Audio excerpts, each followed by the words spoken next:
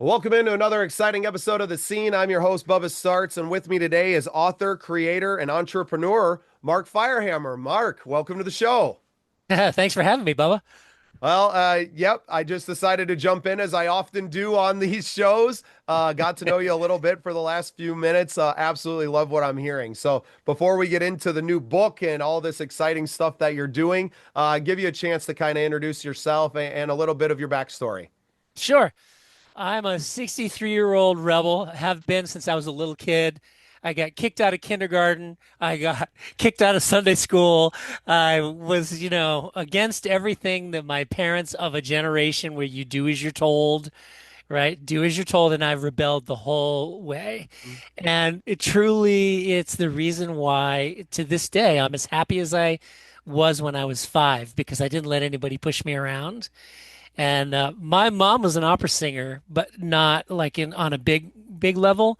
She studied it in school and sang in the church choir, much like one of your last guests, Courtney. She got her start in church choirs. I was in the marching band. I was a trumpet player, and I loved it. Courtney, I think I recall, she said she hated it. I loved the marching band, the structure and the teamwork. It really just pushed all my buttons in the right way. Interesting story about the trumpet, though, to kind of interleave in my rebel background. My dad was a dictator, and when I was in the second grade, that would put me at what, 7 years old. He said, "You have 2 minutes to decide what you're going to play in the school band."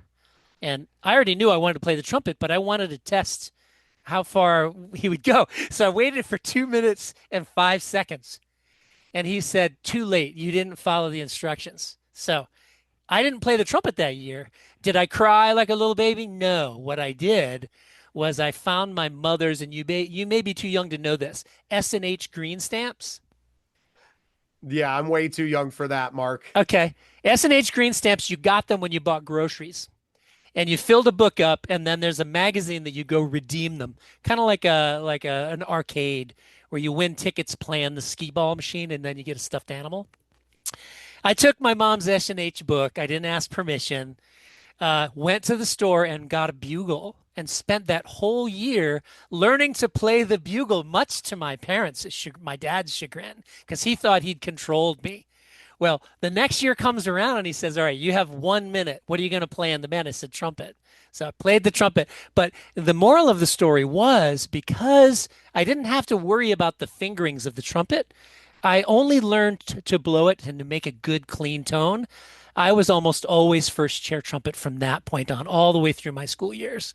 So the rebel paid off by not being a crybaby and not being told what to do and how to be and how to live. So I've basically lived my whole life in that way. I went to New York to get a record deal in '89. Didn't get a record deal, but I got a record. I was sitting on a bar stool, met a third generation, I won't drop any names, but a music guy. And he was working in commercials, but he wanted to make real music. So we teamed up. They did the whole record for me, didn't charge me anything for that. That put me out on the road from 95 to 2000 full time. No manager, no album, I mean, no record company, just completely independent.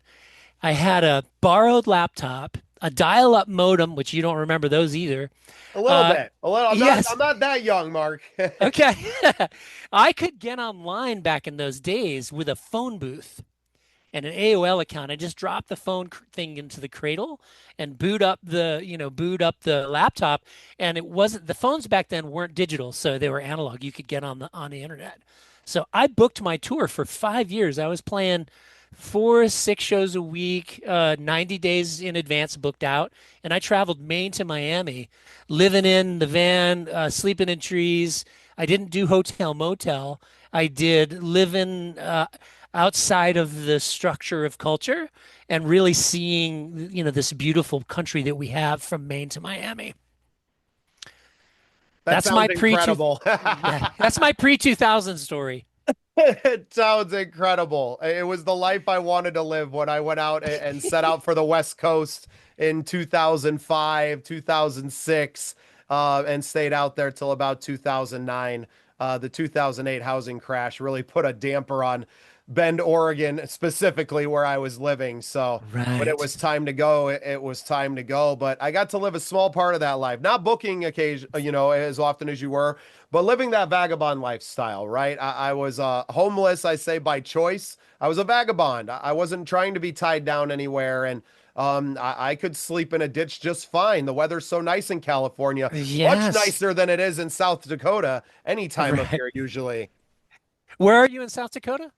Sioux Falls? Southeast, southwest of Sioux Falls, about an hour and Okay. a half. So Yeah, I know the area that pretty bad. well. I was married to a South Dakotan for a few years. Really? Yeah, beautiful How country. interesting. Yep. Yeah. It's absolutely love it. And thank God for the internet, because I can do what I do here and continue to support artists and to meet brilliant people Yeah. right from my garage in a tiny town of 1,000 people, and not change my lifestyle and not feel that I have to go chase some dream in a larger market where it just becomes much more competitive, not just in, for spaces on stages and things like that. I'm a songwriter myself, as you know, but also as just competition for resources in general, right? Living Yeah, yeah. around millions of other people makes everything more expensive, and I have no desire to live that life. I'm as close to homeless now as I'll ever be again, right? Like Yes. we got a nice little house, we got a beautiful space. I love it dearly, and while we want to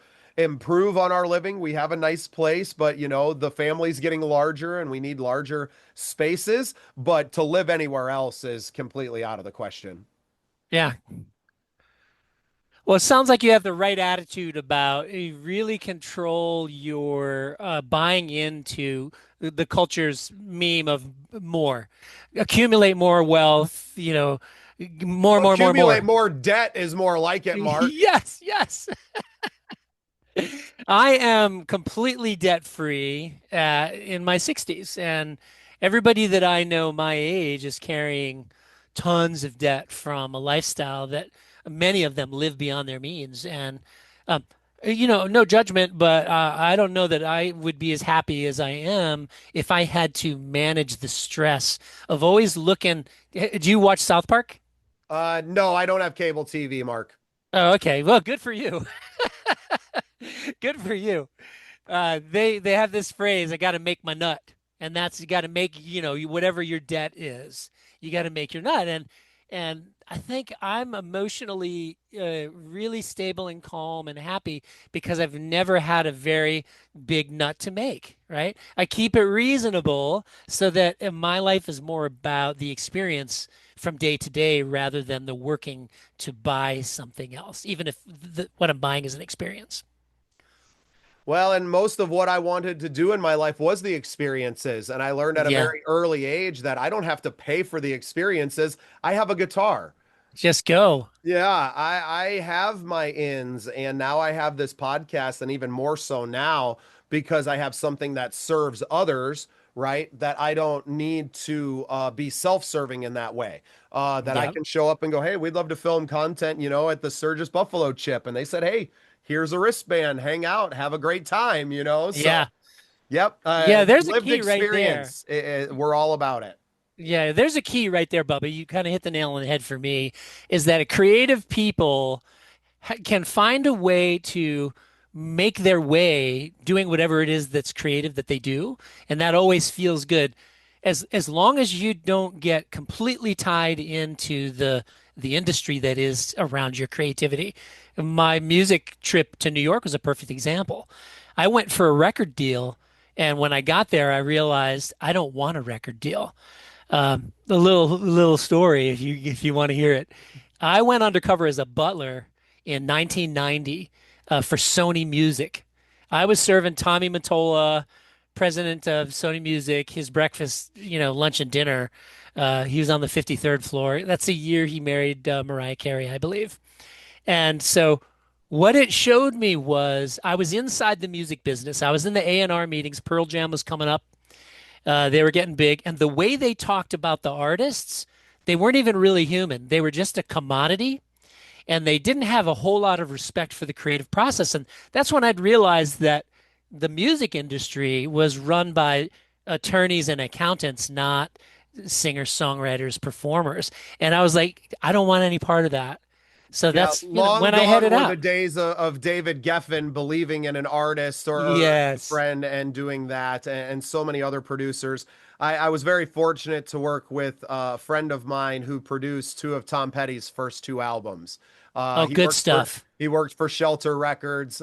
He didn't get the name rights, but he got the royalties. So he lived a very healthy life and a Yeah. very good life. But I mean, the guy was on the Sunset Strip in the late 70s, early 70s, I guess, in that time frame. Worked with Leon Russell, actually moved Leon Russell's studio from Oklahoma out to California to be part of this. So a tribute to my friend Max, who's gone now, but the stories, man, the Oh, God stories. bless you, Max. Yeah. But it just wasn't that anymore, right? And that's kind of why he had faded out of the music business by the late 80s and 90s, because exactly like you said, the business was what it was about, and it hasn't changed much since then. I mean, now it's just Spotify kind of taking from the little people to get them to bring their listeners onto the platform, and then not even be served the people that they came to listen to's stuff. They're Right. being fed the Right. same top 40 stuff that they've always been fed. So yeah, the disillusionment remains the same for independent artists now as it was 30 years ago, Mark. Well, I've dodged that bullet, my friend, because I'm not interested in being famous or being a star. I never made records to sell records, even though from 1995 to 2000, I did the math the other day. I sold about 7,000 records. And if you do the math, that's four records a day. And in 1995, 80 bucks a day for merch for a guy that didn't have any expenses other than gas in the tank, that was pretty good. That's $30,000 a year. Back when gas was a buck something a gallon A too. buck a gallon. Yeah, yes. Yeah. Exactly. When you went west, young man, from Dakota to Oregon with your guitar, were you in a van? Girlfriend's car, and then girlfriend took the car back to South Dakota after like a Shit. month or so. So then it was just like, okay, I guess I'm out here. And thankfully for me, I read Jack Kerouac's On the Road as On an the 18 road. year Yeah, old. yeah. That probably, I mean, that drew me out there. I grew up as a Deadhead. My parents, took me to a Dead show when I was like 3, right? Still vivid memories. The name has changed, but it used to be the World Music Theater in Tinley Park, Illinois. I Yep. forget what it's called now, but the building is still there. They still host it. Giant outdoor amphitheater.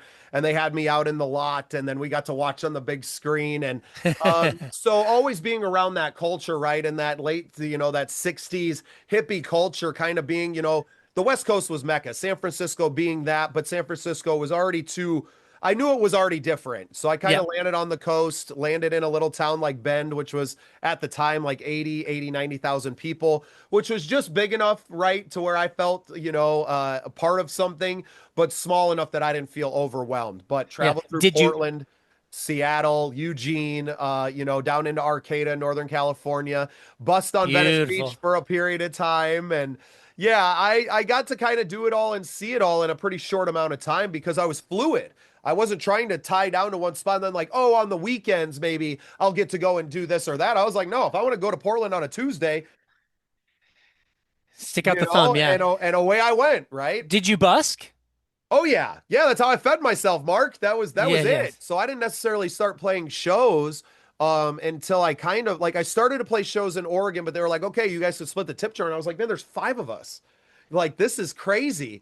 And then Yeah. just some extenuating circumstances actually pushed me back to South Dakota, but I remember the first gig I booked with my dad, played lead guitar, and some guys that we knew in town. Oh, And that's pretty cool. the first gig we played, they paid us 500 bucks cash and a bar tab. We probably drank $500 worth of booze too. I was like, this is the life, right? So, as a 22-year-old man and started, doing a lot from that 2009 to kind of like 2011, pushed really hard for a few years. But then I was exposed to so many other of the pitfalls of that, right? Were Yeah, you a yeah. solo artist in your touring days, or did you have a band that you were traveling with? Like, what was your experience? Yeah, good question. The first album was a full band with a horn section, the whole nine. And I tried to take them out for a run. We went out for a few weeks, but because they weren't willing to make the lifestyle Right, sacrifices, right. I said, okay, we can't do this. We can't make enough money for all these hotels and all these meals. So they all went back to New York and they did this. They were doing session gigs mostly. And then I went back out. I had the record that wasn't a perfect representative of who I was in a live situation anymore because it was me and the guitar. People still loved it and they bought the CD. I was charging $20, which was a premium in 95, Yeah. but it was a piece of somebody that they And just 20 loved. bucks went a lot. I mean, that's 20 gallons. That's a full That's tank. Sell a yes. CD and fill the tank, man. That's an incredible story. So yes, you're very aware of all the pitfalls. I mean, and for Yeah. people that don't know, young artists out there just starting out, when you have a band, and there are very few instances, I know a few that are, kind of the not the norm and are the exception to the rule Yeah. because they're all in it for one purpose. But mostly Right. what you'll run into are people that just aren't as committed as you, the artist, the songwriter, is. And you're going to now be married to them, their ideas, their family, their problems. Their And yeah, needs.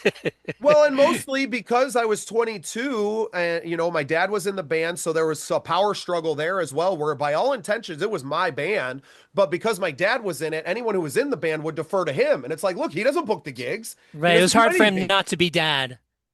Well, and he wasn't dad. When it's 2 a.m. and you're trying to get him out of the bar because he's hitting on 20-year-olds, right? Oh, That's he's a and bad shout out, dad. you know what? Shout out to Jim. We've had our issues over the years, but I love my dad. I loved those times that we had, but they were trials for me, right? It, Sure, it I can was imagine. it was, and I didn't know. I mean, I was 22, 23 years old. I didn't know anything about life. I didn't know enough. I didn't know enough about human relationships and interpersonal relationships to be able to massage things. I was very like, if you don't want to do all this, then there's the door, Yeah. And so I went through a lot of players. I still continue to, but now I'm upfront about it, where it's like I'll just show up in a town. My network is large enough where I know everybody pretty much everywhere that I tour. I'll just contact the professional musicians I know there and have, hired guns play with me. And this last year of doing that, Mark, has been the best year of my career by a long shot.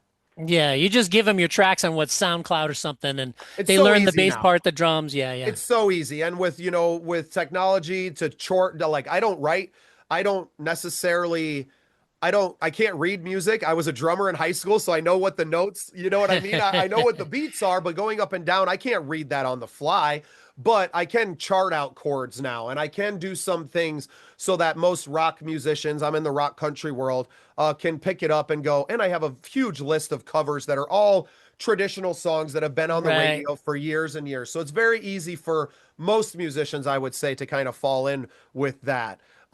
Beautiful backstory. So many parallels, Mark. I just love it. And you to a much more successful tone than I ever did. So kudos to you for really making it and being a success story for other independent artists to follow. That's just so especially for now, because there's more independent artists now than ever before, right? That we need to see the success stories and to see people like yourself that have been at this for 30 some odd years now and have that success. But you're also an author now. And I know your debut novel just came out, but I know while it's fiction, it feels like just hearing a little bit about it, it feels like there's a little bit of truth in the story as well. And maybe some names have been changed to protect the innocent, maybe, but there's got to be some personal stories that you've brought from the road into your book, The Echo and the Voice. Absolutely. And when I decided to do it in December-ish of last year, I'd already had the notes from the 20 years prior.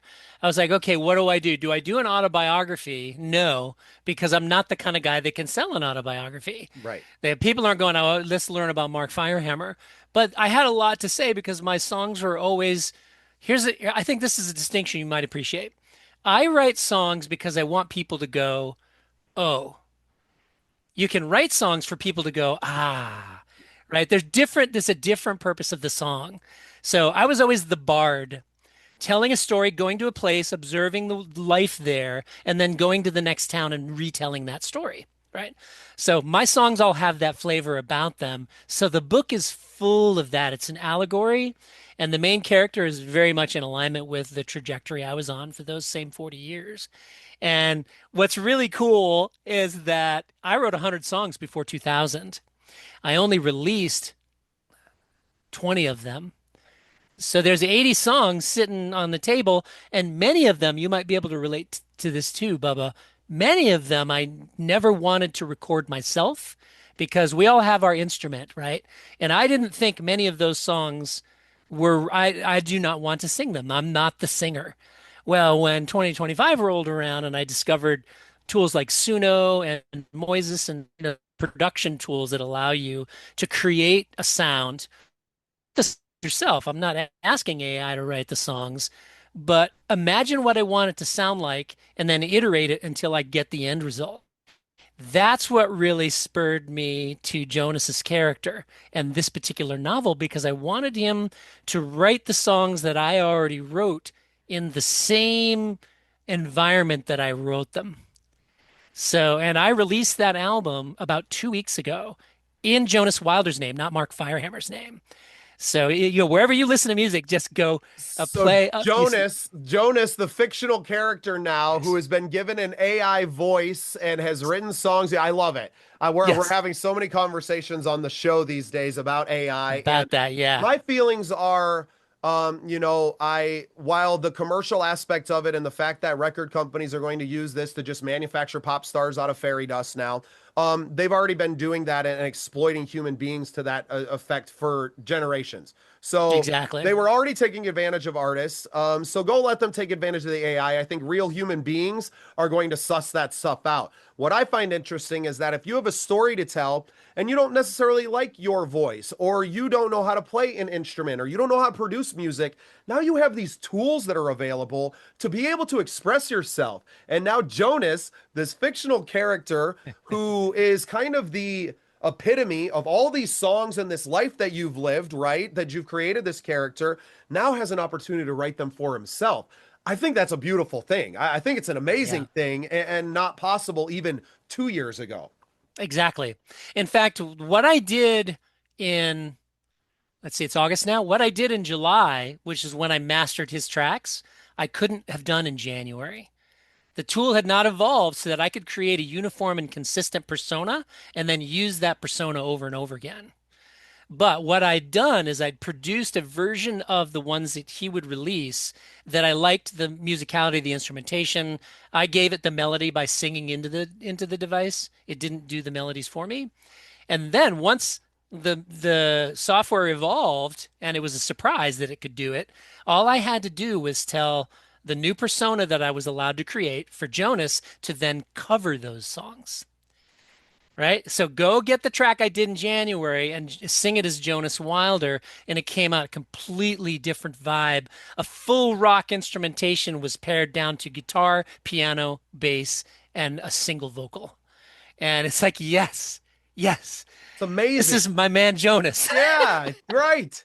It's it's amazing to me, and I'm going to continue to have conversations about it. I'm sure on this show for many years to come, as it continues to evolve. But I think it's great. I think it's great that people can express themselves. Look, nobody's making money in music. Nobody's selling any records except the people that are already at the top with all the money. So who cares? Well, let's just make some really cool music with the Yes. tools we have available. And to me, I see it no different as when you started to have digital effects, right? And digital music started to come into the analog world of the 70s as the 70s evolved and you had more digital effects. A lot of these same conversations were already had 50 years ago, right? Right. And oh Well, well, that's you not and real music and that's not it's just music. yeah. And you know what?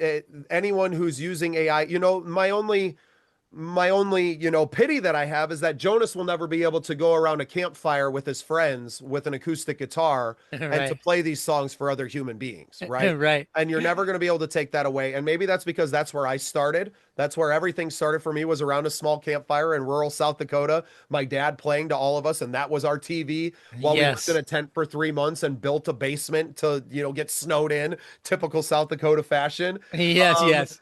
I that can still that's play always them the around root. the fire, though. As long as I'm Right, alive, I can play right. them around And the Mark fire. can now go and cover Jonas, and Yes.